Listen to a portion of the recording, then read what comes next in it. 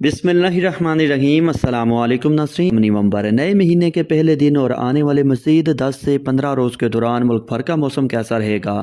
اور خصوصاً آنے والے 10 روز کے دوران ملک کے زیادہ تر علاقوں میں مغربی ہواؤں کے طاقتور سلسلوں کے باعث بارش، گرج چمک، برف باری،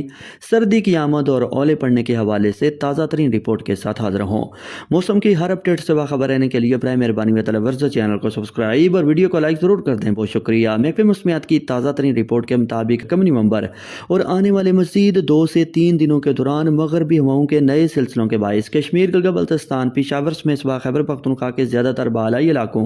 اور مری راولپنڈی، اسلام آباد، خطہ پٹھوار، اٹک، جہلم، چکوال اور ملحقہ علاقوں میں بھی صرف کہیں کہیں گرج چمک اور تیز ٹھنڈی ہواؤں کے ساتھ بارش، برف باری اور اولے پڑنے کا امکان۔ اس دوران ملک کے دیگر زیادہ تر علاقوں میں موسم بدستور خشک رہے گا، تاہم عدالورز پورا پاکستان تیار ہو جائے۔ 4-5 نومبر سے مغربی ہواؤں کی شدت اور پھیلاؤ میں اضافہ شروع ہو جائے گا۔ 4-5 نومبر سے لے کر 10 نومبر کے دوران نومبر کے دوسرے ہفتے میں کشمیر، گلگت بلتستان اور پشاور سمیت صوبہ خیبر پختونخوا کے 100% علاقوں، جبکہ لاہور، مری راولپنڈی، اسلام آباد، خطہ پٹھوار،